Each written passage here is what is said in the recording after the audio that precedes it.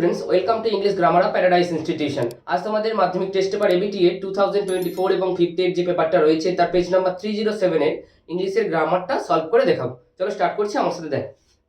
My friend Samiran usually going to school on cycle. সাধারণত আমার বন্ধু সমীরন যায় বিদ্যালয়ে সাইকেলে করে। তাহলে এটা প্রেজেন্ট ইনডিফিনাইট টেন্স, গোজ।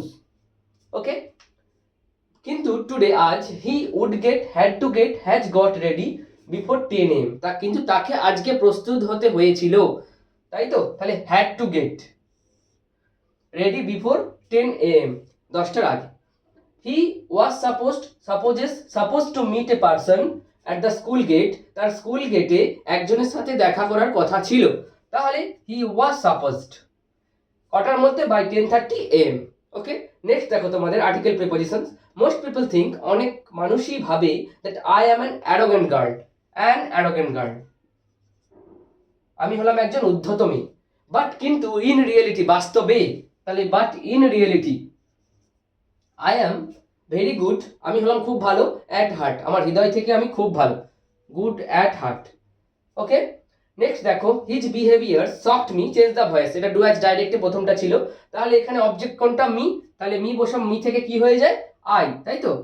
তারপর আমরা টেন্সটা ফলো করবো, এটা পাস্ট টেন্স রয়েছে। তাহলে এখানে হেল্পিং ভার্ব কি বসবে? ওয়াজ হয়। আই এর সঙ্গে ওয়াজ বসে, আই ওয়াজ। তারপরে ভার্বের থার্ড ফর্ম সফট।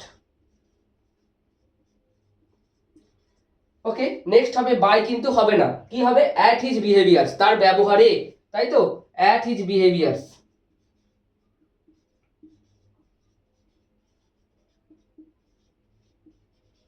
তার ব্যবহারে আমি খুব শকড হয়েছি, মানে কষ্ট পেয়েছি। ওকে, বুঝলে? এটা শকের পরে, এটা খেয়াল রাখবে, শকের পরে কিন্তু অ্যাট হয়। ওকে, নেক্সট দেখো তোমাদের ছিল যেটা change into indirect speech. We all said may his soul rest in peace. এটা অপটেটিভ সেন্টেন্সে রয়েছে। তাহলে তার আত্মাটা বিশ্রাম নিক শান্তিতে, তাই তো? তাহলে প্রে করছি আমরা, তাহলে উই অল প্রেড, আমরা সবাই প্রার্থনা করেছিলাম।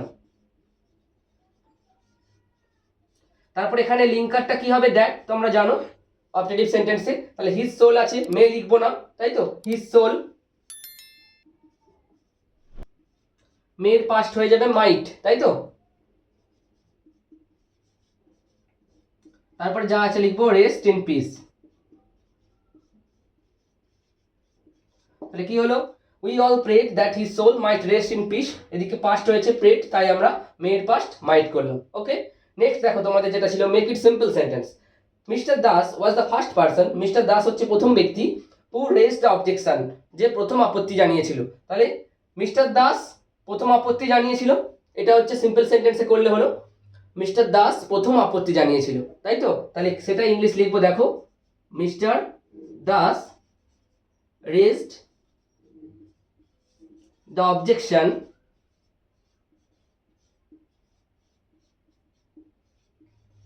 first. ওকে, মিস্টার দাস প্রথম আপত্তি জানিয়েছিল। ওকে, তোমরা এটা ফার্স্টটা প্রথমে লিখতে পারো, at first mister Das raise the objection, যে কোনো একটা তোমরা করতে পারো। ওকে, দুটো করলেই তোমাদের রাইট হবে। সো নেক্সট দেখো তোমাদের ফেজাল ভার্ব ছিল এস্টাবলিশড, মানে স্থাপন করেছিল। এটা হচ্ছে পাস্ট টেন্সে রয়েছে। তাহলে কি হবে? এখানে দেখতে পাচ্ছ সেট আপ হবে। সেটের সেকেন্ড ফর্ম সেট, তাই তো? ফার্স্ট ফর্মও সেট আর থার্ড ফর্মও সেট, তাই সেট আপ। লুক লাইকটা এটা অন্যভাবে থাকতে পারতো, রিজেম্বল, তাই তো? এটাকে ঘুরিয়ে দিয়েছে, একই রকম দেখতে। তাহলে কি হবে? Take after.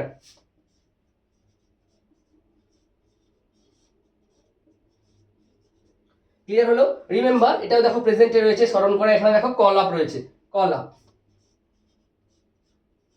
ওকে, আর একটা ছিল গো থ্রু, এটা হচ্ছে রিড, পড়াশোনা করা। সো এটা ছিল তোমাদের পেজ নাম্বার 307 এর ইংলিশের পুরোপুরি গ্রামারের সলভ পেপারটা। তোমরা ভালো করে এটা প্র্যাকটিস করো। নেক্সট ক্লাসে আবার পরের স্কুলটা নিয়ে দেখা হচ্ছে। আজকের মতো থ্যাংক ইউ, বাই।